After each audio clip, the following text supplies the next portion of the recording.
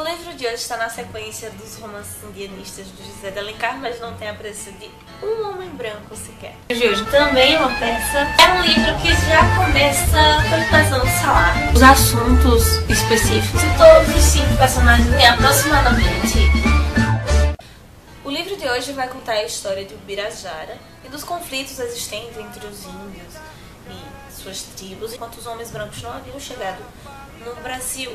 Então eles vão dividir personagens de vilões e de heróis entre essas tribos e entre si. Sem a presença de homem branco, a cultura indígena ela é mais apresentada sem esse permeio, sem esse filtro europeu na narrativa e tudo mais. Assim como Iracema, José de Alencar ele caracteriza Ubirajara também como uma lenda. Refere-se ao livro Apresentação das Tradições da Pátria Indígena e considera Ubirajara como irmão de Iracema.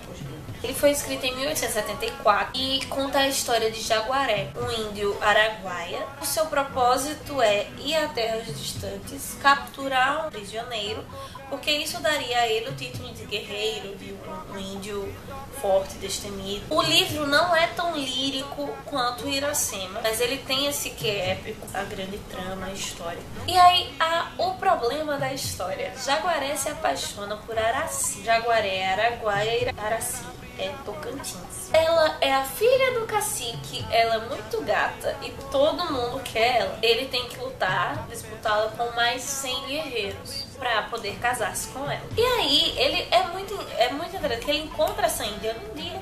Ela explica quem ela é e 100 caras lutando por ela. Vem lutar por mim também. Só que ele já era noivo de uma índia araguaia. E ele explica pra elas: não, eu tenho já uma pessoa que eu amo, eu não vou. No final das contas, ele acaba lutando mesmo. Ele disputa essa luta com o Pojucã. Ele acaba ganhando e o nome dele é alterado para Ubirajara, o título do livro, que quer dizer Senhor da Lança, porque ele vence os 100 carinhas e ainda vence o Pojucã, que era o maior guerreiro que tinha na nação Tocantins. E aí ele acaba vencendo o Pojucã quando ele tá voltando pra casa. Quando ele tava voltando pra casa, ele se encontra com o Pojucã de Tocantins e faz dele prisioneiro. E acontece o problema. Ele tá apaixonado por Araci, mas ele era comprometido com Jandira. E aí, como ele venceu Pojucã e Pojucã, ele aceita que Pojucã era um guerreiro digno, porque lutou bravamente com ele, e se torna líder na nação e decide dar Pojucã como noivo à sua ex-noiva Jandira para poder ficar com Araci. Jandira não aceita, ela prefere morrer a se casar, ficar com Pojucã.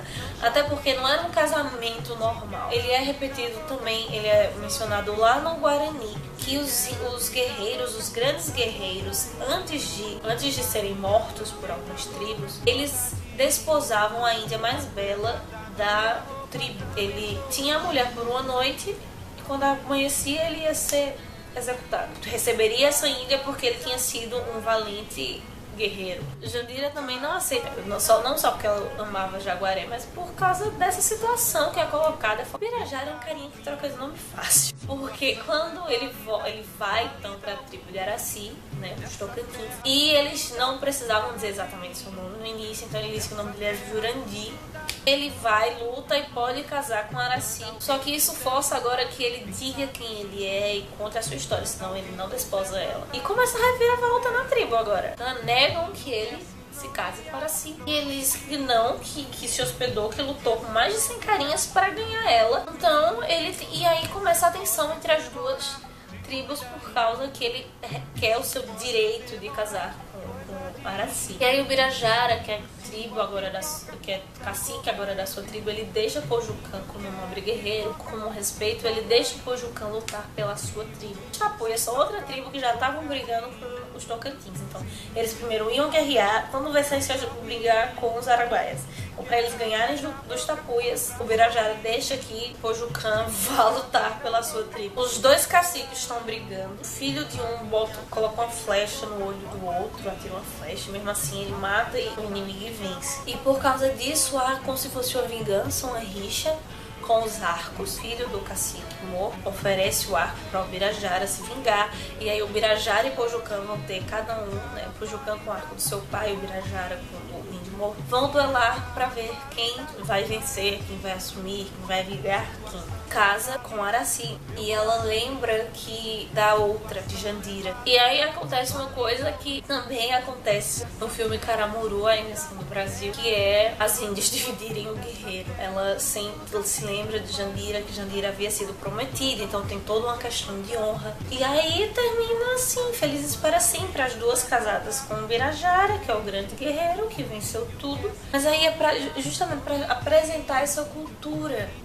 diferente. O vocabulário de palavras indígenas é bastante forte, das tradições, de palavras que numa tribo seria de uma forma, nessa outra tribo seria de outra, tribos que brigam contra tribos em comum. Mostra bastante dessa cultura, e às vezes o que causava repulsa no homem branco por esse encarcerado, encerrado, que aí é a relação mais pura, sem interação dele, que o índio poderia ser índio em relação aos outros índios. Na cabeça dos brancos não teria lei, seriam todos selvagens, não teriam honra, não teriam respeito, e mesmo assim a castidade, o respeito aos pais, à família, a religião, tudo isso é respeitado e tem o seu devido lugar dentro dessas culturas indígenas também, não de todas as tribos, como sendo todas tupi-guaranis, mas de cada uma a sua forma. Então é isso, meus queridos, espero que vocês tenham gostado. Se já leram o livro, se querem comentar